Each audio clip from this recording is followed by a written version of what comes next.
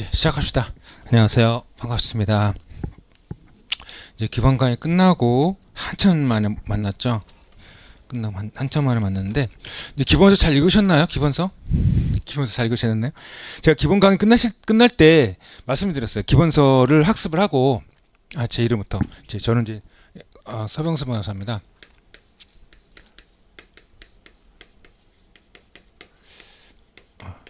서병수 변호사고 오늘 자료가 나갔는데 이 자료가 이제 올해 행시 입시 법행 문제를 해설한 거고 세 개 이제 변호사 시험 문제 책이 있고 올해 행시 입시 법행 문제 해설한 거 있고 세 개 자료 3개 있고 그다음에 사례 49번하고 사례 95번을 제가 다시 해설을 했어요.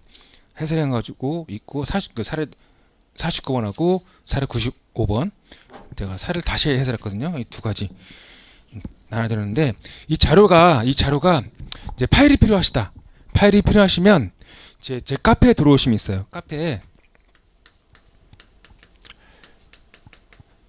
행정법 교환 TV에 이런 이제 TV 카페거든요. 네이버 카페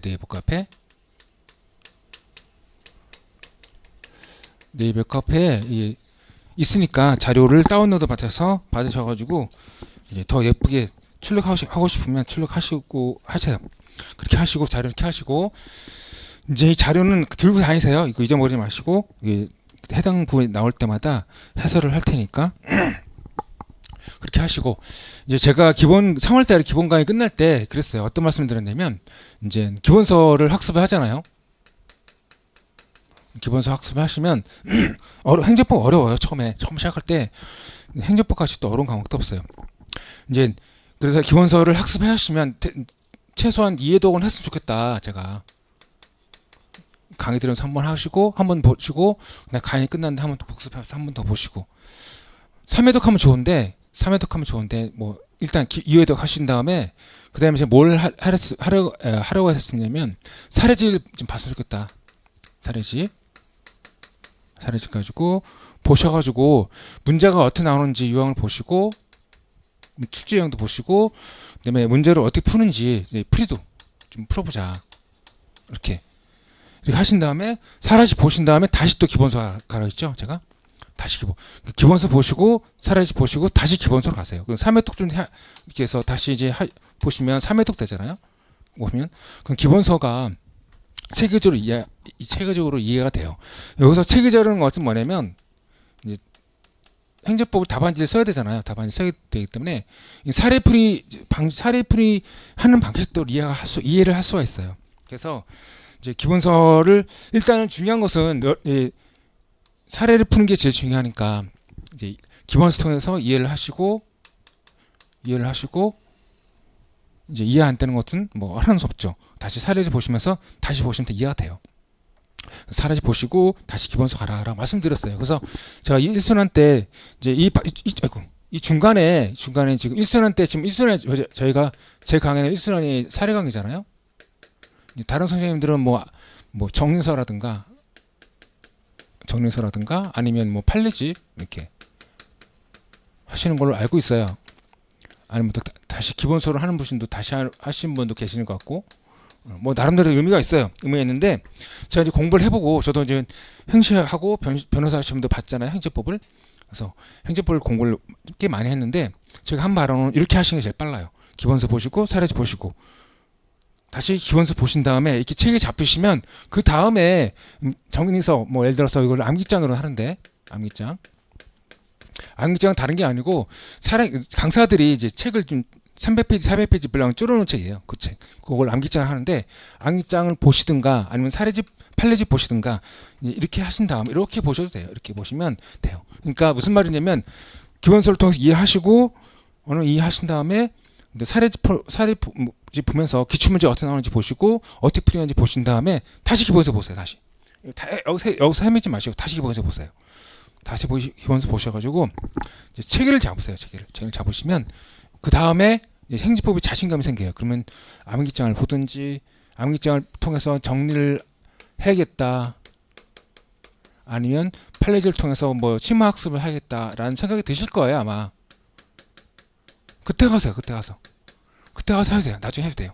중요한 것은 기본서 읽고 기본서 이해하시고 사례집 보셔가지고 유형 익히시고 프린한 다음에 다시 기본서 보셔야 돼요. 그러니까 지금 강의는 제가 사례 강의 하시지만 이제 사례집 강의 하니까 여러분들 이 사례집에 대해서 따라 진도 따라서 들으시고 그래서 강의 끝나시면 이제 제가 또 강의 끝날 때 또 말씀드릴 텐데 이 사례집 한 번 더 보세요. 그러니까 이 사례집을 2번 보라는 거죠. 2번.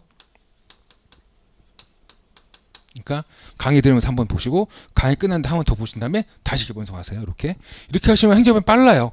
빨리 할 수 있어요. 빨리 할 수 있고 제가 행정법을 저도 이제 비전공이잖아요. 행정법을 대학 다닐 때 공부한 적이 없어요. 대학 다닐 때 이제 법학과 제가 대학 다닐 때 법학과 있었잖아요. 법학과 있어가지고 법학 수업을 듣긴 들었는데 법학개론 하나 들었거든 하나 들었는데 제가 그 법학개론도 재미없어서 10불 맞 10불 맞아 10불 재수강도 안 했어요. 너무 재미없어가지고 나중에 저는 이제 군대 갔다 와서 공부를 했거든요.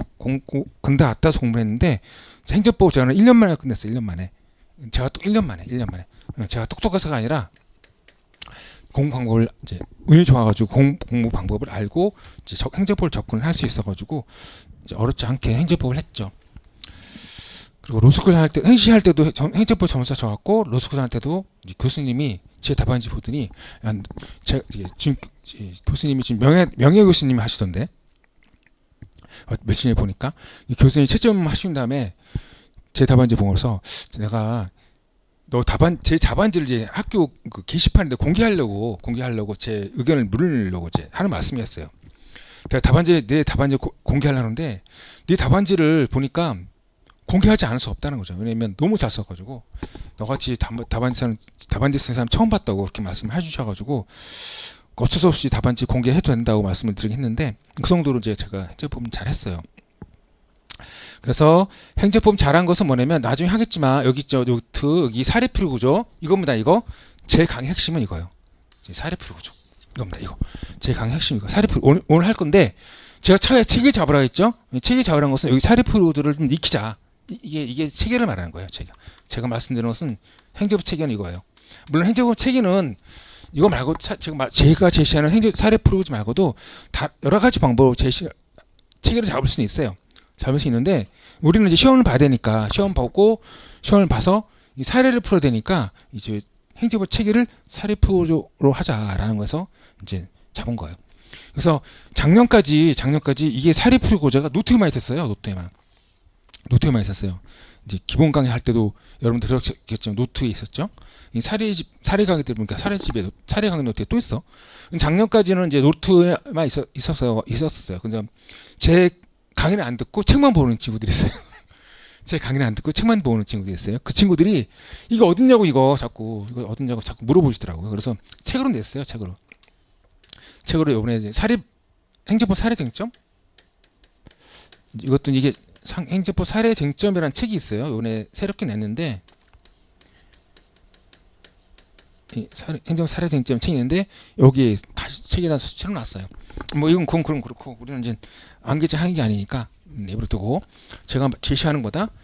제가 제시하는 사례 풀이구조 행정법 책이 뭐다? 사례 풀이구조다.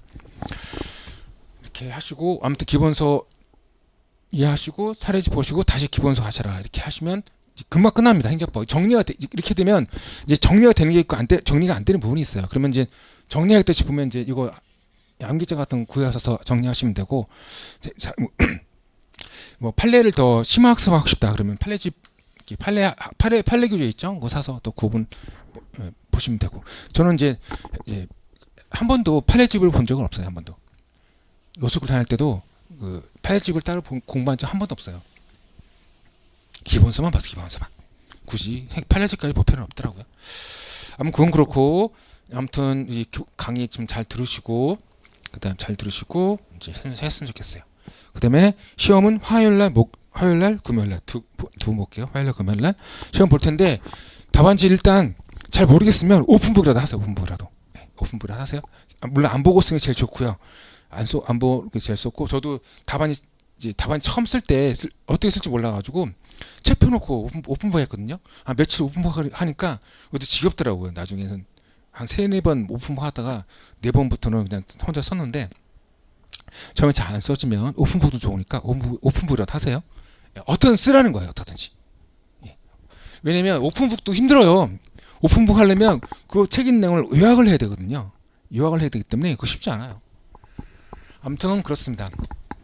그래서 이제 행정법 사례 학습 방법을 이제 기본 강의 때 했던데 또 합시다. 지금 특징이 뭐냐면 이제 우리가 사례 풀이 구조를 왜 하느냐를 말씀드리는 거예요. 이게 책을 왜 이렇게 책을 왜 잡는지를 보는 거예요. 지금 행시하신 분들은 민법이나 형법 이런 거 안 하니까 상관이 없는데 이 강의 동영상 강의는 변호사 시험 보는 친구도 많이 듣거든요. 그래서 말씀을 드리는데 이제 민사법하고 형사법 있는데 민사법을 공부할 때 어떻게 공부하면 민법 공부하고 민사법 공부해요. 민법은 실치법이고요. 이제 민사법은 소송법이죠. 형사법도 형법 공부한 다음에 형사법 공부해요. 형법은 실치법이고 형사법은 소송법이에요. 따로따로 공부해요. 무슨 말이냐면 민사법, 형사법은요, 이 실치법하고 형사법은 따로따로 공부하더라. 근데 행정법은요, 섞여 있더라. 이게 섞여 있어요. 실치법하고 소송법 섞여 있어가지고 이제 여기에 맞춰서 이제 여기 이런 특징 때문에 사례풀이를 때 만든 거예요. 그래서 나중에 다시 보기로 하고, 그래서 우리는 사례를 풀 거기 때문에 이 사례풀이 구조 가지고 책을 잡자. 그리고 한 가지 말씀드리면 이제 제가 이 민법 공부를 잘하는 친구 치고 민법을 엄청 잘해요. 이제 민법을 잘한다 해서 항상 행정법 못하는 건 아니지만 민법 잘하는 사람이라서 행정법 잘하는 게 아니라는 거죠. 예. 민법을 잘한다 해서 행정법을 잘하는 건 아니더라. 예. 왜냐면 상관관계가 없어요. 뭐 형법 공부하는 사람 치고 형법을 공부 잘한다 해가지고 행정법을 잘한 것도 아니더라. 예. 아무런 관계가 없어요.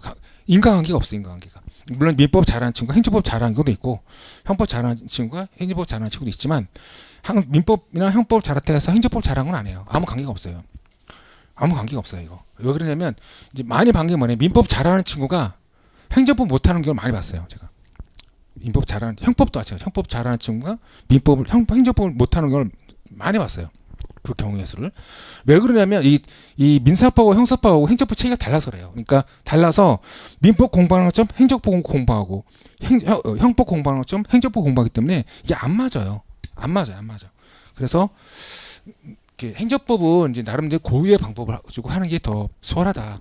근데 행시하신 분들은 걱정하지 않은 게 뭐냐면 민사법, 형사법 공부 안 하니까 행정법만 하기 때문에 이런 불편함이 없거든요.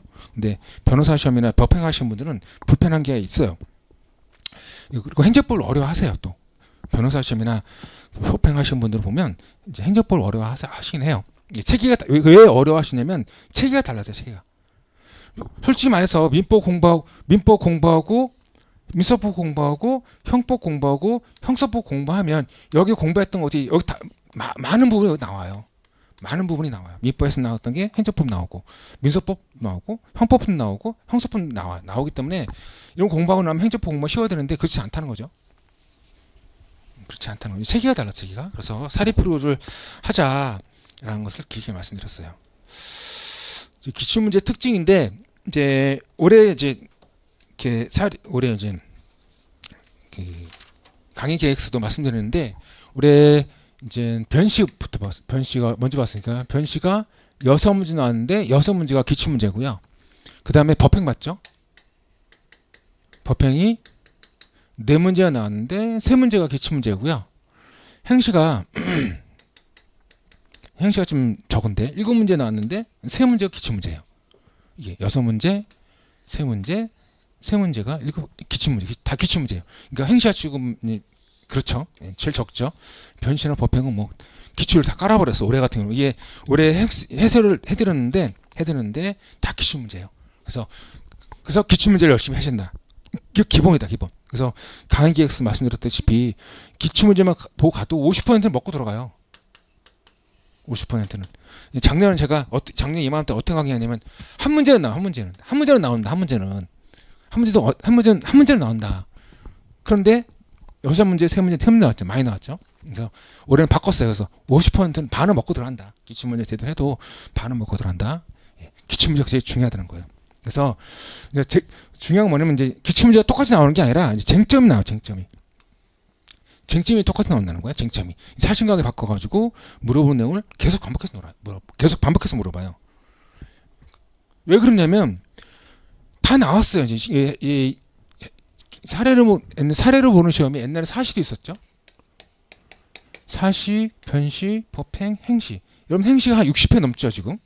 60회가 넘을 텐데 처음부터 이 행시가 사례로 푸는 건 아니었으니까 이게 30회인가? 30회부터가 아마 사례 문제 풀었을 거예요. 사례 문제 30회 정도부터. 그전에는 논하라 나왔는데 30회 정도부터 행시에서 이제 사례 문제 나왔을 거예요.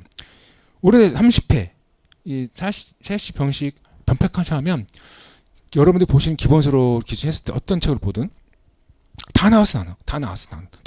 더 이상 낼 게 없어. 낼 게. 책에서 낼 게 없으니까 나였던 문제가 계속 내는 거예요. 낼 게 없으니까. 또 심한 경우는 이제 10년 주기설도 있어요. 10년 주기설. 이 변시와 행시. 특히 행시가 심한데 행시는 10년 뒤 나왔던 게 똑같이 나오는 거 있어요. 이제 기출문제 보면 알겠지만 10년 뒤 나왔던 문제가 똑같이 나오기도 있어요. 10년 주기설. 10년 전에 나왔다 해서 나왔다 해가지고 제끼시면 안 돼요. 변시도 이제 10년 주기설이 적용되고 이래요. 이건 10년 주기설 뭐 똑같이 나온다는 겁니다. 그래서 기출문제 중요하다는 얘기고, 근데 변호사 모의시험이 있어요. 이게 모의시험이 지금 계륵인데 이 닭갈비가 생겨가지고 이게 양이 엄청 많아요. 엄청 하루 1년에 3번 보니까 엄청 많은데 이거 가지고 공부하려니까 너무 많죠. 근데 다행히 모의시험이 변시, 행시, 법에 출제된 사례는 없었어요. 근데 작년까지는. 근데 올해 변시에서 한 번 나왔어요. 변시에서 한 문제가 여기서 나왔어요. 근데 재밌는 건 뭐냐면 이 변시가 그러니까 변호사 시험 모의시험에 변호사 모의시험에서 한 번 나왔다는 거죠. 변호사 시험 모의시험에서 이 변호사 시험 모의시험이 이게 2015년도 문제일 거야 아마. 2015년도에서 나왔던 문제가 올해 변시에 나왔죠. 이게 뭐냐면 수년 사례. 이 책 할 텐데 수년 사례. 유명한 사례입니다 이거. 근데 이 문제가 2023년도인가? 2023년도에 노무사 시험에 나왔어요. 노무사. 똑같이 나왔어요. 이거랑 똑같이 나와가지고 노무사 문제를 제가 사례집 넣어놨거든요. 넣어놨어요. 근데 나와버렸죠 이렇게. 그러니까 이렇게 모여서 안 봐도 다른 시험 기출문제 보고도 이렇게 할 수 있어요. 왜 말씀드리냐면 기출문제 계속 반복된다는 거예요. 그래서 노무사 문제가 이제 한 문제 집어넣었거든. 딱 한 문제 집어넣었어요. 노무사 문제 한 3년 5년치를 쫙 보다 보니까 이제 제가 노무사는 해설하지 않으니까 강의하지 않으니까 이제 행시 중심 강의하는데 해설은 이제 변시, 행시, 법행이 난이도가 비슷하니까 같이 해설하지만 노무사는 이제 강의를 안 하기 때문에 해설 안 한다고요. 노무사 문제가 이 수년사라 있길래 이거 괜찮다 싶어가지고 사례집 넣어놨거든요. 근데 이게 나왔죠. 무슨 말이야? 그러니까 이 변호사 모의시험 수년 사례는 변호사 모의시험 나왔던 문제긴 하지만 너무 중요한 사례이기 때문에 노무사 시험 나왔어요. 그래가지고 변호사 시험에 책을 또 나왔던 거죠. 제 책에는 이미 있었고 이런 게 많아 이런 게. 그래서 모의사 풀어볼 텐데 이제 문제 풀고 이제 시험도 이제 제가 만든 문제도 있지만 다른 시험 있죠. 다른 시험 이렇게 여기 없는 거 예를 들어 노무사라든가 이제 간평사라든가 이런 것도 다는 아니고 행시에 나올 만한 정도의 문제는 풀어볼 거예요. 문제는 낼 겁니다. 시험으로 이렇게. 이게 더 나아요. 아무튼 그렇다. 그 다음에 변시, 행시, 법행, 기출문제가 모의시험에 엄청 많이 나와요. 엄청 많이 나와요. 엄청 많이 나기 때문에 엄청 많이 나옵니다. 중요하지 않고. 근데 올해는 안 그랬는데 이 변호사 시험이나 변호사 모의시험에 객관식으로 출제된 문제가 사례 나오는 경우가 많았거든. 작년까지. 올해는 한 번도 안 났어요. 객관식으로 출제된 문제가 사례 나오는 경우가 많았었는데 작년까지 많았었는데 올해는 안 나왔다. 그래도 중요하다. 그래서 그다음에 최신 판례죠. 최신 판례는 올해는 최신 판례가 안 나왔어요. 올해는 한 문제도 안 나왔어. 최신 판례가 제출되는데 한 문제도 안 나왔더라. 작년까지는 1년 전 판례가 많이 출제되더라. 그래서 최소한 3년간 판례는 좀 학습할 필요가 있다. 이렇게 됐고. 브리타 나중에 합시다. 나중에 브리타는 이제 나중에 합시다. 이거 나중에 할 거예요. 책에도 있어요. 책에도 해설을 써놨어요. 브리타는 개념 도출하고 개념 간의 관계 중심을 서술하고 그러면 명가락 하더라. 그래서 나중에 합시다. 문제 풀면서. 됐고요. 그 다음에 교재 제가 하는 것은 뭐 기본서, 사례집, 차근 판례 이 정도죠. 뭐 이 정도고 이게 이거 기본 교재고 여기다가 이제 더 공부를 하셔서 여러분들 암기장 가지고 이제 정리도 많이 하시죠. 암기장, 뭐 서브노트. 아무튼 기본서는 이거 기본 교재 이거다. 기본서하고 사례집하고 3년간 판례 이것만 하시면 시험 붙습니다. 이제 이것만 기본서, 사례집, 3년간 판례 이것만 정리가 되면 이제 시험 붙어요. 이거로도 충분하고요. 더 이상 볼 시간도 없어요, 솔직히. 제가 판례집 한 번도 안 봤다 그러잖아요. 판례집은 판례집 한 번도 본 적이 없어요. 제가 한 번도 본 적이 없어요. 한 권도. 그 변호사 준비할 때도 판례집 볼 시간이 없어가지고 볼 시간도 없었고 볼 필요도 없었고 왜냐면 이제 다 기본서에 다 있는 거거든요. 있는 거기 때문에 굳이 뭐 또 기출 사례집도 다 기출 사례집 이 사례집이 다 판례이기 때문에 판례 가지고 문제 만든 거기 때문에 굳이 이것까지. 아무튼 제가 제시하는 거다. 기본서, 사례집, 3년간 판례 이게 기본 교재다. 이거 가지고 정리를 하시면 됩니다. 이거로 충분하고요. 이거 그 이상 더 볼 시간도 없어요. 제가 이제 판례집을 본 게 딱 한 권밖에 없어요. 판례집을 따로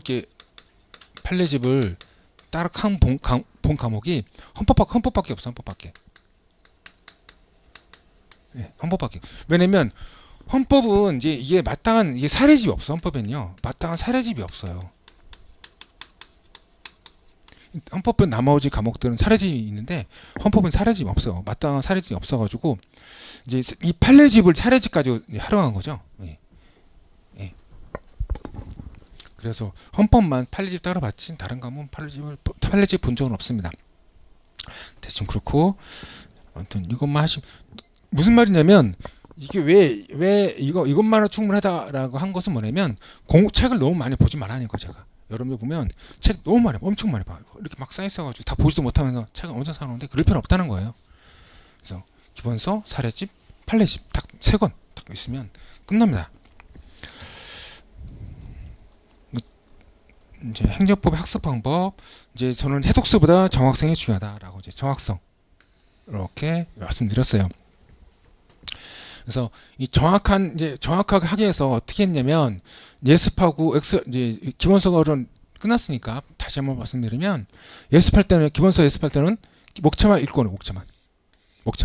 그다음에 강의 듣고 정독하고 이제 정독한 다음에 다시 한번 목차만 좀 읽는 거죠. 이렇게 해서 정확하게 읽고요. 이제 기본서 학습법은 됐고 이제 사례집 학습 방법. 제가 했던 방법이거든요. 사례형 학습 방법. 2가지 뭐. 저는 이제 사례집을 2번을 봤어. 2번. 말이 2번이지 2번 이상 더 봤어요. 무슨 말이냐면 이래독을 하자. 이래독 할 때 어떻게 했냐면 이래독 할 때 이제 이렇게 합니다. 일단 사실관계를 봐요. 이렇게 봐요. 이제 그림 그려서 보기도 하고 읽기도 하고 뭐. 그래서 보면서 논점을 추출하는 거예요. 논점. 처음에는 잘 안 돼요. 처음엔 잘 안 됩니다. 이걸 처음 보자마자 될 것 같으면 뭐 걱정할 게 없게요. 그래서 이제 논점은 3개인데 뭐 1개 도출하기도 하고 딴 개 아무것도 도출하지 못하는 것도 있고 뭐 상관없습니다. 이런 경우가 많아요. 상관없어요. 이렇게 한 다음에 논점 추출한 다음에 뭘 하냐면 목차에 있는 목차를 목차 속독 로마차 목차 있죠. 이것만 쭉 내려보는 거예요. 이렇게 목차만 쭉 흘러가는 얘기를 보라는 거예요. 내용을 외우지 말고. 근데 로마차 목차 보면 이 논리가 전개되는 걸 알 수가 있어요. 속독한 다음에 이제 정독하는 거. 정독한 다음에 뭐냐면 목차 서브를 만들. 목차 서브. 그래서 노트에다가 이제 노트에다가 목차만 쭉 적어가지고 가는 거죠. 집에 가서 타이핑을 칩니다. 집에 가서 타이핑을 쳐요. 타입을 쳐가지고 타입을 칩니다. 그러면 타입을 치면 남죠. 그래서 목차만 만드는 거예요. 그래서 왜 하냐면 논점 흐름을 파악하고 논점 누락을 방지하기 위해서 하는 겁니다. 그래서 이해독 합니다. 그다음에 그 쭉 다른 과목 쭉 하고 와가지고 다시 또 이해독 하잖아요. 이해독 할 때 키워드 정리야. 키워드 똑같아요. 이해독 할 때도 똑같아. 다르지 않아요. 이해독 할 때 똑같아요. 이해독 할 때는 똑같아요. 똑같습니다. 그래서 사실관계 읽어보고 뭐 그림 그려서 사실관계 파악해도 상관없고요. 사실관계 파악한 다음에 논점 추출하는 거죠. 뭐 세 개 중에 한 개 노출할 수도 있고 0개 노출할 수도 있고 상관없습니다. 해보는 겁니다. 그 다음에 똑같이 목차 속톡하고 정독한 다음에 이제 키워드 뽑는 키워드 정리하는 거죠. 이해독 할 때는 목차 정리하고 이해독 할 때는 키워드 정리하는 거죠. 그러니까 이해독 할 때는 쉬워요. 책이 다 목차 있는 대로 그대로 옮겨 적으면 되니까 쉬운데 이해독 할 때 쉽지 않아요. 키워드 뽑아야 되기 때문에 이게 쉽지가 않아요. 그래서 키워드 뽑아가지고 정리가 되면 이게 저절로 암기가 돼요. 여러분들이 억지로 외우려고 하지 않아도 저절로 암기가 돼요. 암기가 되면 이 키워드 가지고 답안 있으면 돼요. 아셨죠? 키워드 가지고 이 노트가 그거예요. 지금 이 노트가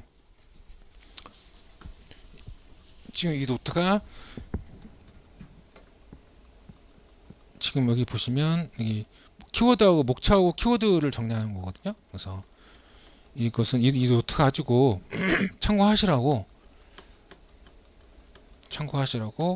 만들어 드린 거예요.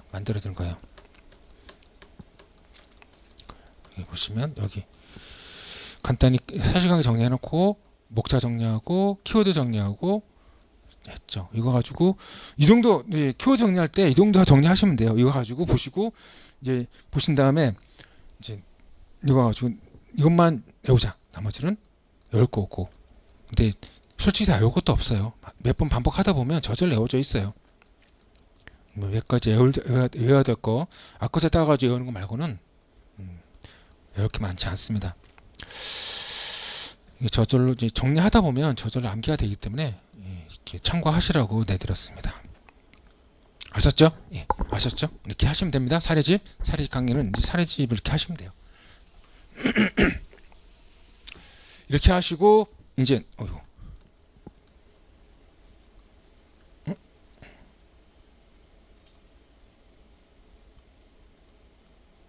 왜 이래?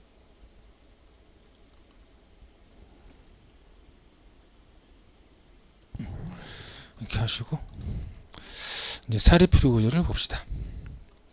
이게 사례풀이 구조가 행제법 체계라고 제가 제시하는 행제법 체계라고 생각하시면 돼요.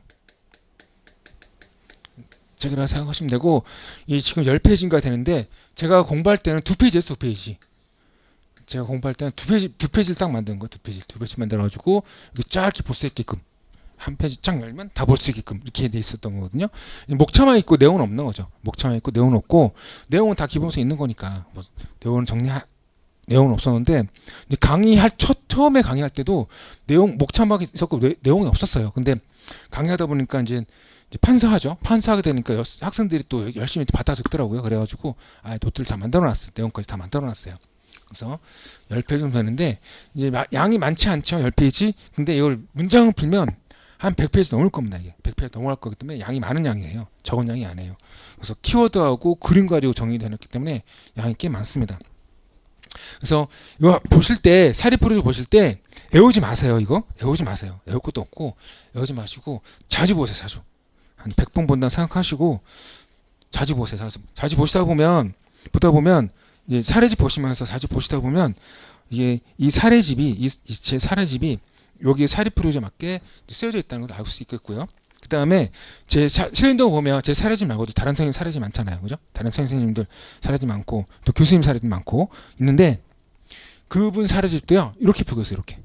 이렇게 풀고 있다고 생각하시면 돼요. 이제 다른 선생님 사례집이나 교수님 사례집도 이제 이렇게 제가 제시하는 사례풀이 구조에 맞게 문제 풀고 있다고 생각하시면 돼요. 물론 세부적인 데는 다룰 수 있는데 전체적인 틀은 이 틀에 맞춰서 하고 있어요. 왜 만들었냐면 제가 공부하다가 행시할 때 공부하다가 답안지 연습할 때 제가 만든 거 제가 정리한 거죠. 여러분 선배들이 실무에서 답안지 행시한다고 답안지 열심히 쓰는 것을 보고 제가 이거 정리한 거예요. 나름대로. 봅시다 이제. 소송이 어떻게 진행인지 봅시다. 소송이 이제 행정청이 이제 갑한테 행정처분을 합니다. 갑이 음주운전을 했어요. 음주운전을 했어요. 음주운전했는데 그래서 행정청이 그 갑한테 운전면허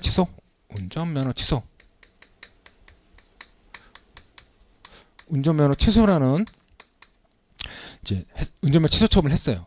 근데 갑은 음주운전했지만 운전면허 취소가 되면 생계가 막막해지니까 행정법원에다가 소장을 제출하는. 소장 제출하면 소송 제기한다고 하는 겁니다.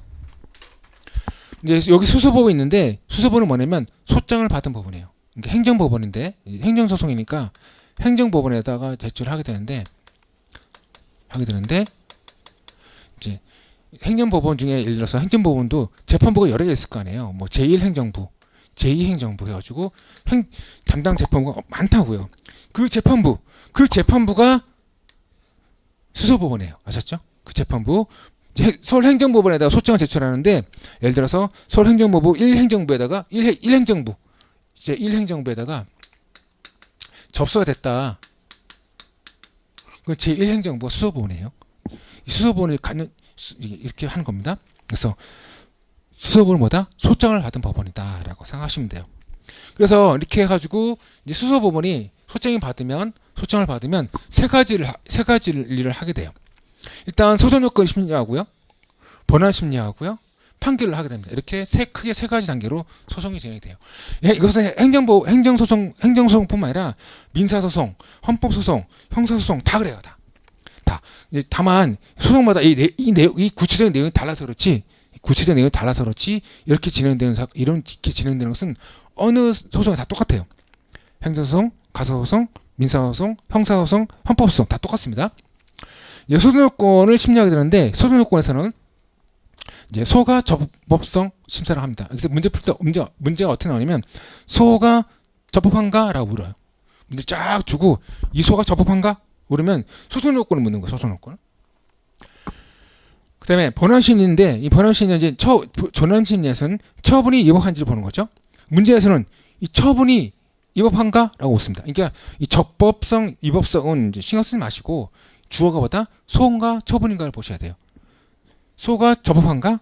소송요건 묻는 거고 처분이 위법한가? 하면 이제 본안심리를 묻는 거예요. 위법성 단계, 위법성 심사 단계 이렇게 합니다.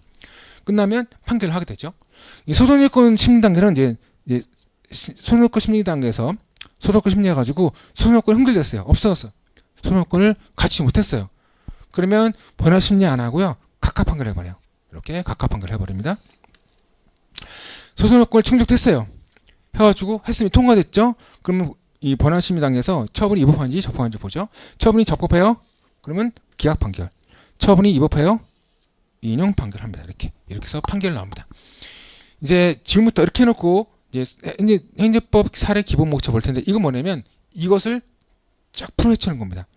일단 소송요건 단계부터 답안지 쓰고 그다음에 본안 심리 답안지 쓰고 판결 이렇게 나누는 거예요.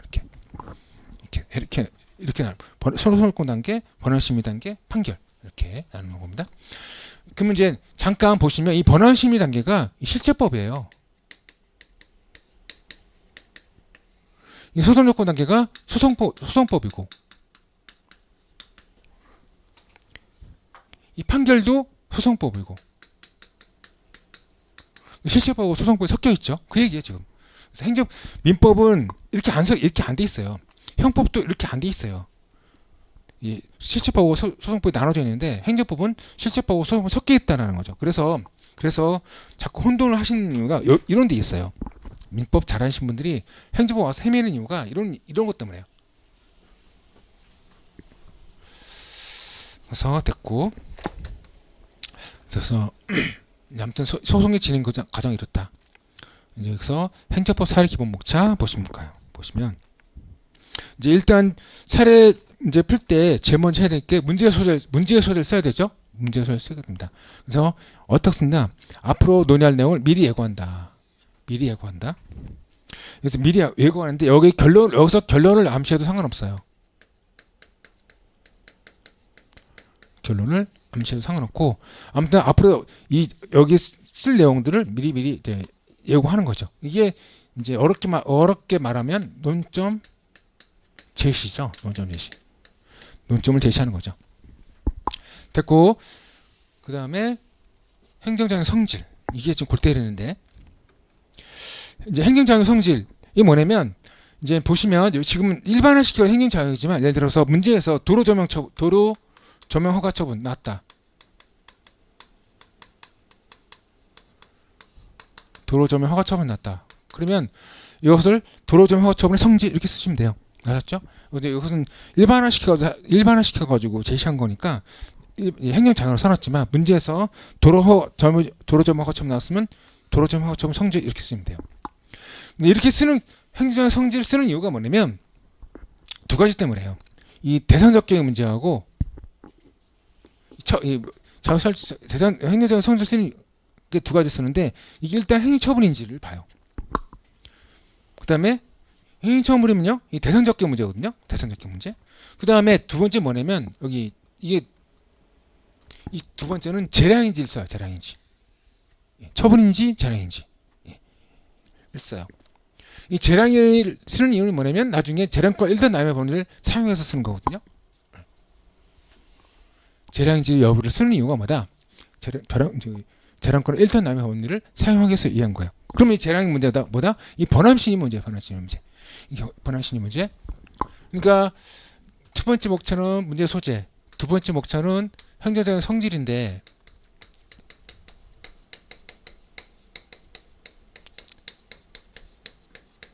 첫 번째는 뭐다? 행정처분 여부를 쓰고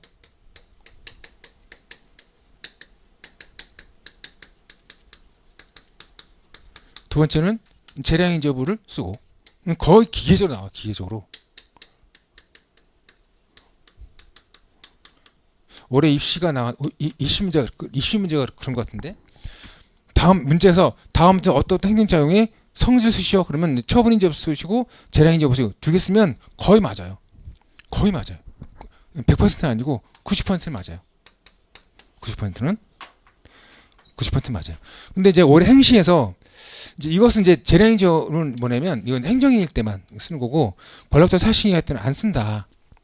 안 쓰는데 나중에 합시다. 나중에 아무튼 어려운 거니까 나중에 해결하고 행정의 성질을 쓰다 성질할 때 처분인지 여부를 쓰고 재량인지 여부를 쓴다. 이 처분인지 뭐다? 이 대상적 기의 문제예요. 대상적 거. 소송 요건의 문제고 이 재량인지 뭐다? 번함심리에서 재량권 1선 남의 권리를 사용하기 위해서 재량인지를 쓰는 겁니다. 기속행위면요?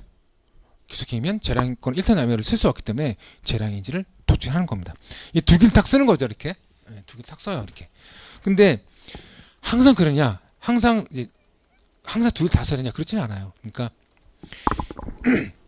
이제 이렇게 문제 행정의 성질을 물으면 처분인지 여부 쓰고 재량인지 여부 두 개 쓰는 게 맞는데 그렇지 않고 대상적 경우만 쓰는 경우도 있어요. 예를 들어서 소송 요건에 관한 문제이면 당연히 대상적 경우만 쓰면 되고요. 위법성에 하는 문제면 재량인지 여부만 쓰면 돼요. 위법성에 하는 문제일 때는. 그래서 약간 그런 것도 디테일한 부분은 여기 이 10페이지 안에 다 쓸 수 없어가지고 다 할 수는 없고 안 집어넣고 문제 풀면서 익히셔야 돼요. 문제 풀면서 이게 기본 틀이다 해놓고 사례집 보시면서 약간 변형되는 것들은 좀 그때그때 익히셔야 돼요.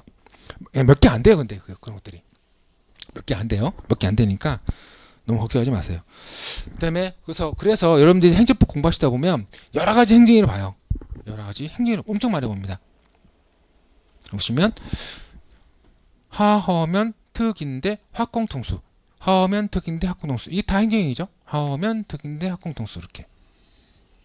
그래서 하허면 특인대는요 법률회의죠. 행정위. 합공통수는 준법률회의죠. 행정위죠. 여기 이제 이게 처분인 거 다툼이 없어요. 다툼이 있는 건 공증하고 수리밖에 없어요. 이제 공증하고 수리 빼놓고는 다 처분이라는 건 다툼이 없어요. 문제 잘 안 나와요. 그래서 공증도 잘 안 나오는데 아무튼 공증에는 처분서 긍정하는 기능이 있고 부정하는 기능이 있더라. 근데 수리는요. 수리를 요하는 신고에서 수리 거부가 처분을 부정하는 경우가 있고 긍정하는 경우가 있더라. 이게 이제 시험에 자주 나오죠. 수리를 요하는 신고의 수리 거부는요. 처분을 긍정하더라. 이게 중요하긴 한데 어렵진 않아요.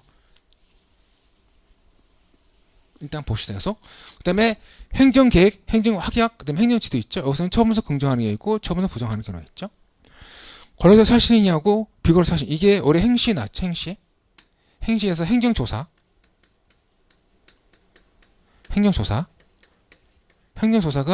사실인데 여기서 사실인데 권력적 사실인지 비권력적 사실인지 구분하고 아마 그 문제에서는 권력적 사실이었을 겁니다. 한 다음에 성질 물었으니까 쟁서포스 처분 개념설, 실질포스 처분 개념설을 써가지고 처분이다라고 쓰셔야 되죠.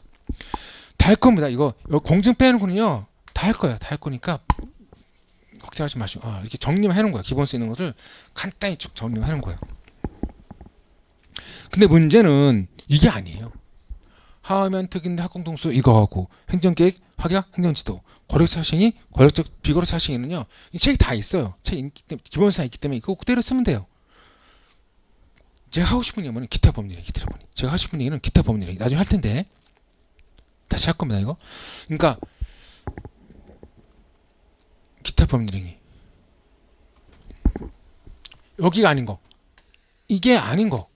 이거 아닌 것 중에 판례가 어떠한 행위를 예를 들어서 판례가 세무조사 결정.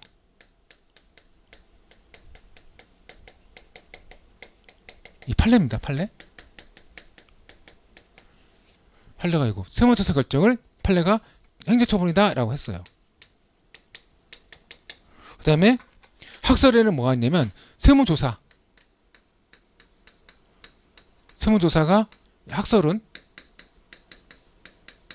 이게 처분이냐라는 논의가 있는데 이게 권력적 사실행위. 권력적 사실행위니까 여기 보시면 권력적 사실행위면 쟁서법적 개념설, 실질법적 개념설 이에 따라서 쟁서법적 개념설, 실질법적 개념설에 따라서 처분이다. 이렇게 논의하면 돼요. 그죠? 나중에 합니다. 나중에 하기 때문에 나중에 합니다. 지금 나중에 하는 것 다 묘토표 필요 없어. 다 뒤에 다 나와요. 책에 다 있어요. 이제 학설에서는 이제 세무조사가 처분인가 논의할 때 이것은 세무조사는 권력적 사실이다. 저렇게 사실은 쟁서법적 개념설, 실질법적 개념설에 따라서 처분이다라고 쓰면 돼요. 책에 다 있어요. 근데 문제는 세무조사 결정의 판례가 처분이다라고 했어요. 이건 답안지 어떻게 쓸 거야? 이거 답안지 어떻게 쓸 거냐고. 답안지를 어떻게 쓸 거야 이거. 판례에 따르면 세무조사 결정은 처분했다라고 해도 돼요. 좀 낮게 나오겠죠. 그때 이런 거 판례가 어떠한 행위를 처분하는 경우가 상당히 많거든요. 그게 시험 자주 나와요. 이 행위들이 판례가 행정처분하는 행위들이 한 명이라 했으면 한 명이 해야 되기 때문에 처분이다. 허가가 했으면 허가에 해당하기 때문에 처분이다라고 답안 쓰면 좋을 텐데 판례가 아무 얘기도 안 해. 그냥 처분이래. 그냥. 왜 그러냐면 여기에 좀 포섭시키기가 힘든 행위들이 있단 말이죠. 그런 행위들을 판례가 아무 얘기 없이 처분을 할 때 답안지 어떻게 쓸 것인가 라는 것을 제시하고 있는 거야. 이게 기타 법률행위가 여기가 뺀 나머지 것들. 그래서 어떻게 논의하냐 간단해요. 처음부터 어떻게 논의하냐면 행정소송법 19조 전문하고요. 소송법 2조 1항 1호 판례를 활용해서 쓴다. 이렇게 쓰면 돼요. 이렇게 쓰면 되는데 이것도 이 방식도 사례집에 이렇게 풀어놨어요. 걱정하지 마시고 나옵니다.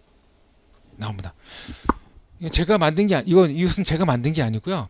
제가 이거 기타 법률 처분성 인정하고 이것은 제가 만든 게 아니고 제가 판례를 정리한 거예요. 이런 식으로 해가지고 처분이다 하는 판례는 1년에 한 두세 개씩 나와요. 그렇기 때문에 항상 작년에 나왔던데 이 판례의 것을 정리한 거니까 이것들을 하시면 아무 문제 없습니다. 처분의 개념을 쓰시는 거죠. 처분의 개념은 행정소송법 2조 1항 1호에 있어요. 1호에. 그래서 행구법 공부준 보시면 행정소송법 2조 1항 볼까요? 행정소송법 2조 1항 1호. 이 조문을 이제 찾아가서 뺏기면 되니까 2조 1항 1호 행정소송법 2조 1항 1호에 처분이라는 개념이 있어요. 처분 등이라 하문. 그래서 이 문장 두 문장을 이 한 문장을 정리한 게 행구법 공구준이에요. 제가 이 행구법 공구준 보시면 행정청이 행하는 행, 구체사실하는 구, 법집행으로서의 법, 공권력 행사 공, 그 거부와 거와 그 밖에 이해 준하는 준, 행정작용 여기까지가 처분이죠. 그 다음에 행정심판에 대한 재결은 이제 재결이고, 그래서 행구법 공구준을 정리해놨어. 이렇게 외우지 말라는 거야. 여기 2조 1항 1호를 있는 내용을 다 조문을 얘기할 수 없으니까 제가 간단하게 줄여놨어요. 그냥. 그래서 행구법 공구준 하면 행정소법 2조 1항 1호를 뺏기면 된다. 그대로 뺏기면 된다. 이 조문 뺏기시고요. 판례를 써야죠. 판례는 처분을 어떻게 쓰고 있냐면 행정청의 공법상 행위로서 국민의 구체 권리에 관한 권리의 직접적 변동 초래한 행위. 이건 외울 수 있죠. 이 정도 외워야 되죠. 행정청의 공법상 행위로서 국민의 구체 권리 의무에 직접적 변동을 초래한 행위. 이를 판례가 처벌을 하는 겁니다. 이건 이 정도 외우셔야 돼요. 외우셔야 되고, 그 다음에 이 판례도 이것만 쓰면 좀 재미없으니까 행정처분 이제 편찬 방법을 또 쓰는 거예요. 이렇게 판례 따르면 이 판례가 엄청 긴데 줄여놓은 거예요. 제가. 그래서 행정청이 어떤 행위가 항고 소용 대상이 될 수 있는 문제는 추상적 일반적으로 결정할 게 아니고 구체적인 경우에 그 행위와 상대방 등 이해관계인이 있는 불이익과의 실질적 관련성 등을 참조해서 개별적으로 결정해야 된다. 이렇게 쓰는 거죠. 그냥 쓰는 거. 그냥 이 다 판례가 쓰는 방법이기 때문에 그냥 쓰는 거예요. 그냥 쓰고 사안 적용해야죠. 판례가 있으면 판례에 쓰거나 판례가 없으면 사안의 행위를 판례의 처분 개념에 포섭하면 돼요. 이렇게 포섭하면 돼요. 주어진 사실관계를 판례 포섭하면서 처분이다 아니다라고 쓰시면 돼요. 판례가 있으면요, 판례 쓰면 되고, 판례가 없으면요, 사안의 행위를 판례의 처분의 개념에 포섭하면 돼요. 대부분 판례가 다 있어요. 대부분 판례가 있기 때문에 상관없어요. 이렇게 쓰시면 돼요. 이것은 이 사례집에 여러 번 나와요. 이 구조는 이 사례집에 여러 번 나와요. 여러 번 나와요. 나중에 행정소송 결정하고 세무조사 할 때 이게 사시 문제거든요. 사시 문제니까 그때 다시 봅시다. 노트에 다 있어요. 책에 다 있어요. 그렇게 해서 처분의 개념이 끝나면 이 재량의지를 쓰는 거죠. 왜냐? 재량의를 왜 쓰냐? 이제 변환심리에서 입법성 심사 단계에서 재량권의 1타 남용 법리를 사용하기 위해서 그런 겁니다. 재량권 1타 남용 법리를. 재량권 1타 남용 법리 나중에 뭔지 보시고요. 그래서 이제 재량권 1타 남용 법리를 사용하기 위해서 재량의지 도출하는데 일단 학설 쓰는 거죠. 학설 쓰고 크게 외우지 마세요. 이거 요건자랑설, 효과자랑설, 법문화 기준서 설명해놨는데 제가 세 줄인가로 줄여놨어요. 세 줄을 줄여놨는데 내일 정리합시다. 내일 수요일 줄이고 내일 정리하기라고 외우지 마세요. 이거 이해하시라고 적어놓은 거니까 외우지 마세요. 아무튼 학설 쓰시고요. 성질 쓰는 거 학설 쓰고 성질 두 가지 쓰는 거. 학설하고 성질 두 가지 쓴다. 밑에 보시면 세 번째 처분이 별표에 근거한 경우, 이건 나중에 좀 이따 보기로 하고, 이것은 세 번째는 별표가 나왔을 때 쓰는 거고, 별표가 안 나올 때는 학설하고 성질 두 가지가 쓰는 거예요. 아셨죠? 그래서 별표가 안 나왔을 때는 학설하고 성질 가지고 쓴다. 그 별표가 하는 논리는 별표가 문제에 주어졌을 때 쓰는 거다. 그래서 학설은 효과자랑설, 요건자랑설, 법문화 기준설이 있어요. 그래서 효과자랑설, 법문화 기준설 세 가지 있습니다. 세 가지. 이제 가장 중요한 것은 이제 법률 이제 조용히 아니고 가장 쉬운 거는 뭐냐면 살인죄. 사람을 살해한 자는 5년 이상 징역, 무기징역, 사형을 선고할 수 있다라고 되어 있어요. 그래서 사람을 살해한 자 이게 법률 요건이고요. 여기 사람을 살해한 자에 해당하면요, 이제 판사는 5년 이상의 징역할 수도 있고 무기징역할 수도 있고 사형을 선고할 수 있죠.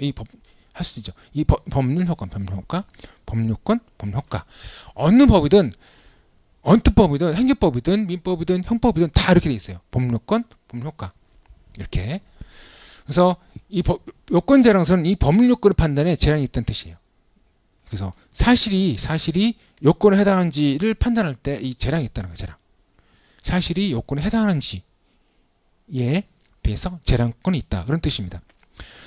외우지 마세요, 이거. 외우지 마세요. 이 요건이 여기는 요건이 1위조이고 중간 목적이면 계속행위고 이 요건이 공백 규정이거나 종합 규정이면 재량이다. 이건 외우지 마세요. 그래서 이제 공백 규정, 종합 규정은 공이이고 중간 목적은 교통사고, 위생인데 이거 교통사고도 공익, 위생도 공익이잖아요. 공익이 더 상위 개념이잖아요. 그래서 교통사고하고 위생은 하위 개념이고, 그래서 중간 목적 이런 개념이고 종 목적 이런 거다 이렇게 생각하시면 돼요. 아무튼 중요하지 않습니다. 사실 판단에 사실이 요건에 해당하는지 판단할 때 재량이 있다. 이것만 기억하시면 돼요. 이것만. 사실이 요건에 해당하는지에 판단할 때 재량이 있다. 그래서 요건 재량사이다. 그래서 내용을 보시면 어떤 사실이 있으면 걔가 사람을 물어 죽인 경우에 걔가 사람을 물어 죽였어요. 그러면 여기 이제 여기에 해당하는지 보는 거죠. 여기 해당하는지 보는 거예요. 근데 걔는 사람이 아니죠. 걔는 사람이 아니기 때문에 살인죄를 처벌할 수 없어요. 그래서 사람을 살해한 자는 여기도 사람이잖아요. 걔잖아요. 걔는 살인죄 처벌할 수 없죠. 처벌할 수 없죠. 이제 뭐 하고 있냐면 이제 법률요건 규정의 해석을 통해서 사실 요건에 사건을 사실 요건에 포섭한다. 따라서 요건 재량설은 법률 문제인 사실 이제 요건 사실의 인정을 재량으로 오인한 잘못이 있다. 무슨 말이냐면 걔가 사람을 물어서 죽인 경우에 이것이 여기 해당하는지를 포섭하는 과정에서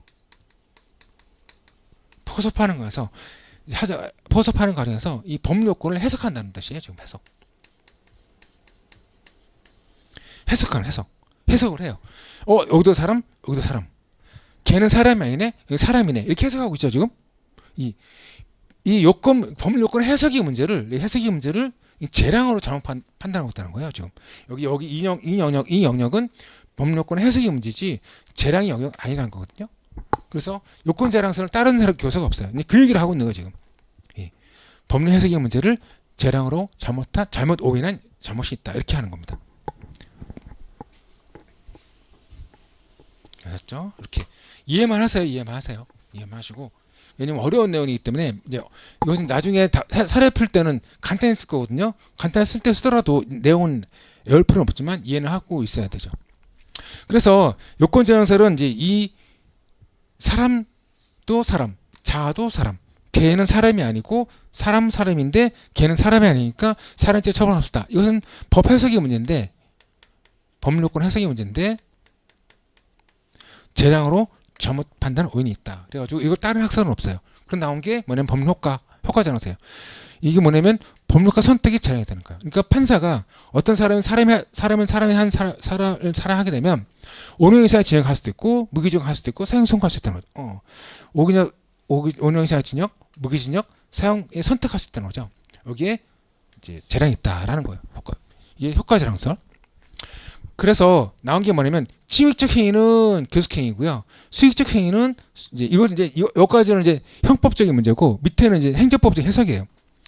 침익적이면 교속행위고 수익적이면 재량이더라. 이렇게 해석하는 겁니다.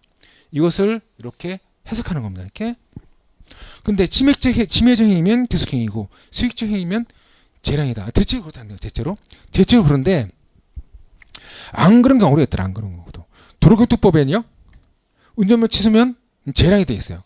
운전면 취소면 침해적 행위죠. 침해적 행위인데 기속행위 되는데 도로교통법에는 재량이 되어 있고, 건축법에는요, 건축하고는 수익적 행위 되기 때문에 재량이 되어 있는데 기속행위 되어 있더라. 이렇게 침해적 행위면 교속행위고 수익적 행위면 재량인 게 일반적으로 맞는데 안 그런 경우도 있더라. 안 그런 법에 안 그런 경우도 있더라. 그래서 그린트 나온 게 안 그런 경우도 있는 것을 포섭하게 나온 게 법무령 기준설이에요. 여기까지 고려해가지고, 그래서 법무령 기준설 보시면 강제 규정 하회한다가 됐으면 교속행위, 가능 규정 할 수 있다가 됐으면 재량이라 한다는 거죠. 여기 이게 이제 일단 도로교통법 가지고 도로교통법하고 건축법을 고려해서 이렇게 하는 거죠. 그런데 법전을 보니까 허가를 받아야 된다, 허가를 한다 이런 경우도 있다는 거죠. 이거 다 기출문제입니다. 이거 기출문제야. 이거 이렇게 나와요. 해야 한다, 할 수 있다, 받아야 한다, 한다 이렇게 나옵니다. 이게 다 기출문제예요. 기출문제 정리한 거예요. 그래서 외우지 마시고 자주 보세요. 허가를 받아야 한다, 허가를 한다. 이게 기숙행위 재량이에요? 알 수 없어요. 알 수 없어요. 그래서 이럴 때는 불명하더라. 불명하기 때문에 이럴 때는 어떻게 한다? 행위의 성질, 기본권 관련성, 고용 관련성을 고려해서 판단한다. 여기 행위 성질은 이걸 말해요. 여기를 말해요. 내일 정리할 겁니다. 행위 성질은 여기입니다. 침입적 행정이면 계속행위, 수익적 행정이면 재행위. 여기를 말해요. 여기를 말해요. 여기를 말해요. 여기를 말해요. 행위 성질이 뭐다? 침입적 행정이면 계속행위, 수익적 행정이면 재행위. 이렇게 말합니다. 기본권 관련성하고 고용 관련성이 뭐냐면 기본권 관련성이 커지면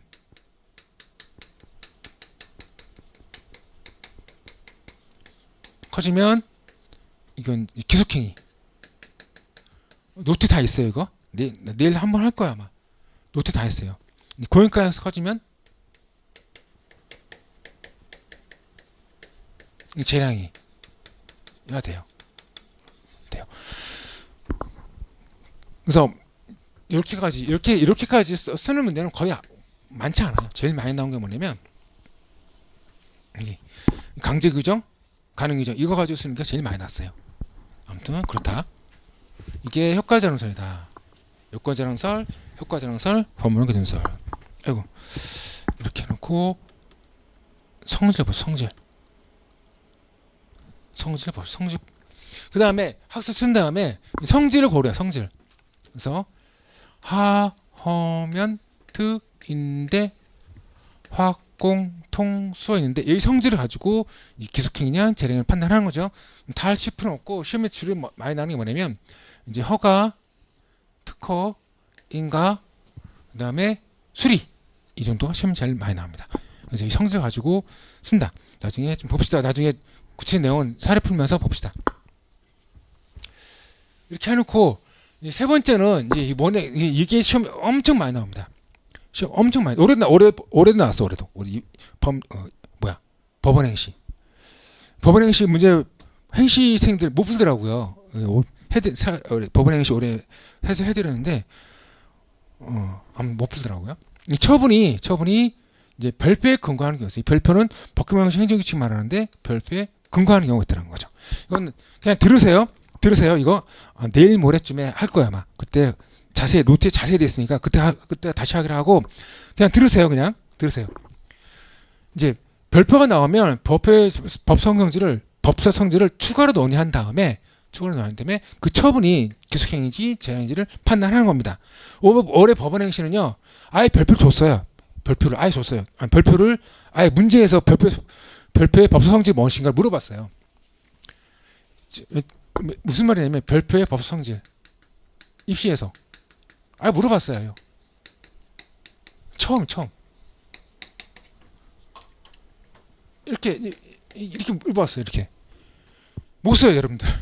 이게 이 문제를 법규명 형식 행정규칙으로 이렇게 했으면 쓸 텐데 문제에서 법규명 형식 행정규칙에 법성질 쓰시오 했으면 썼을 텐데 문제에서는 법규명 형식 행정규칙을 얘기하지 않고 별표에 법성질 쓰시오라고 하니까 못 쓰는 거예요, 여러분들이. 왜 못 쓰는지 잘 모르겠는데 아무튼 그렇고 왜 못 쓰는지 잘 모르겠는데 그건 그렇고 이제 이게 별표의 법성질을 물어보면 최초 문제였어요. 그러니까 지금까지 작년까지는 이 법행 문제 전까지는 별표의 법성질을 쓰라는 문제 한 번도 나온 적이 없어요. 별표를 줘요, 그냥. 별표를 주고 이 재량권 1타 남용의 법리가 맞는 재량권 1탈이게 아니게 이렇게 유법성 심사를 하거나 이렇게 문제를 이제 풀도록 하는 거지. 풀도록 하지. 별표의 법성질을 쓰라는 문제 한 번도 나온 적이 없어요. 근데 올해 법행에 나왔죠. 나와가지고 이제 어려웠나 봐요. 아무튼 나중에 봅시다. 내일 모레쯤 볼 겁니다. 그냥 보세요, 그냥. 그래서 별표의 법성질을 별표가 처분이 별표에 근거하게 되면 일단 별표의 법성을 쓰시고 그에 근거 가지고 처분이 기속행위인지 재량을 판단한다. 그래서 이 두 가지 판단이 있어요. 두 가지가 이 별표가 행정규칙설에 따를 경우 아니면 별표가 법규명령설에 따를 경우는 두 개에서 나눠놓은 거예요. 그래서 만약에 별표가 행정규칙이다. 행정규칙이면 행정규칙은 대외적 구속력이 없기 때문에 재량인지 아닌지를 어떻게 판단한다? 상위 법령 가지고 판단한다. 상위 법령은 대부분이 재량이 되어 있더라. 근데 별표가 법규문으로 보는 경우가 있어요. 이럴 때는 대외적 구속력이 있습니다. 그래서 별표 가지고 재량인지를 판단합니다. 이게 대부분이 기속행위 되어 있어요. 왜 기속행위인지 나중에 봅시다. 일단 보세요. 그냥 간단하게 정리해 놓은 거니까. 그래서 그런데 이 기속행위는요, 재량권의 일대 나열을 쓸 수가 없잖아요. 재량권 나열을 쓸 수가 없어요. 그래서 이제 이렇게 재량이가 나오도록 이렇게 바꿔줍니다. 예. 그래서 별표를 벽금을 보면서 별표에 일반 감경 가중 규정이 있으면요, 이 처분이 재량이 되고요. 별표 제외 처분 기준이 가징금 상한액으로 규정되어 있으면 그것도 처분이 재량이 돼요. 그래서 별표 제외 처분 기준이 가징금액이면 기속행위인데 판례는 최고한도로 해석해요.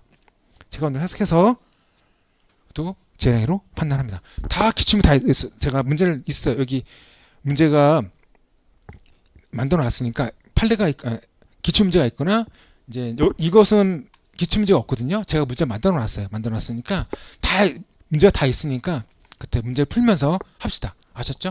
그래서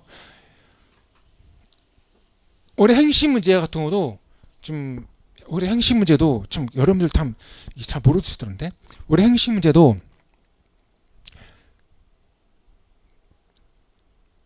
벽금명령 좀 답답한 게 뭐냐면 올해 행시 문제는 벽금명령 중에서 유인명령이냐 아니면 집행명령이냐 이거 두 가지 물었어요. 답은 유인명령인데 근데 이 문제에서 이 별표를 써. 답안지에다가 별표를 써. 왜 별표 얘기를 쓰는지 왜 쓰는지 잘 모르겠는데 이 벽금명 얘기를 이걸 쓰면 안 되죠. 이걸 쓰더라고요. 아무튼 그건 그렇다. 잘 모르겠다. 왜 여러분들이 왜 별표에서 헤매는지 잘 모르겠다. 아무튼 이제 엄청 중요합니다. 이거 벽금명 행정규칙 제가 줄여서 별표를 할 텐데 엄청 중요합니다. 지금은 그냥 이렇게 쓰는 거구나. 간단하게 줄여놓은 거예요. 결론만. 여기서만 지금 알아듣기 힘들지만 내일 모레쯤에 세 번째 날인가 둘째 날이나 세 번째 날 자세히 할 테니까 그때 다시 보기를 해요. 됐습니다. 이렇게 해놓고 이렇게 해서 이제 행정자격 성질을 검토하는 거죠. 검토할 때 두 가지 쓴다. 하나는 행위처분인지를 검토하고 그 다음에 두 번째는 재량인지 여부를 검토한다. 두 개 다 쓰는 경우도 있고 둘 중에 하나만 쓰는 경우도 있더라. 이렇게 됐죠. 잠깐 쉬었다가 소설 놓고 쉬었다 합시다. 예.